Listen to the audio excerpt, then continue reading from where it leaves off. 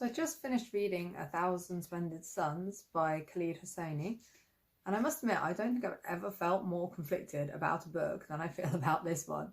There is so much to like about this book. It is incredibly well structured, the characters are amazing, they jump off the page, which just makes what happens to them even more tragic. And the atmosphere is amazing, like you really feel like what it might have been like to live as a woman in Afghanistan in the last few decades. But there is lots that I find really difficult about this book, and I think that you're almost supposed to find difficult about this book.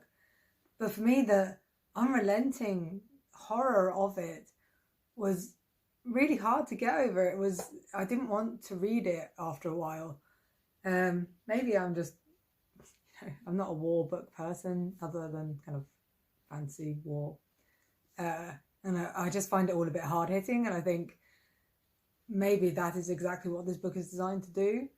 But it was really immersive. I mean, the characters, you just feel every tragic horror that they go through. It is pretty. There's no light at the end of the tunnel with this one. The author does try to give you sort of an ending that it isn't just devastating right at the end, but for me it's kind of foreshadowed that there is a different ending to this book, and I don't know if that's on purpose and it's an extra sting in the tail, but he almost resents the way for them to get out of this horrific situation they're in, and then they just choose not to use that route, and one of the characters is allowed to essentially kind of sacrifice themselves to save the other one. Because this is escape route is kind of foreshadowed, and the person comes back that is necessary for it to be kind of carried out, you don't feel like that was necessary. So that feels kind of like it doesn't feel like a satisfying ending in some ways because of that for me.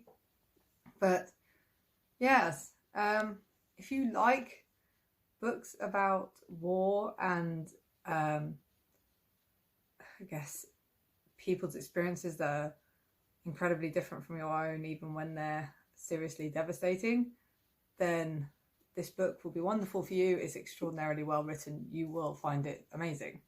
If you struggle with that sort of thing, and if you struggle with really realistic and grim portrayals of war, you are also not going to like this book. This book does its job. It really hits home, and it hits home even harder given the ending of the book, that we know what happens in Afghanistan recently, and if those characters were still there, they're back in that grim situation they were in the middle of the book. So yeah, I think that makes the ending even worse for me personally.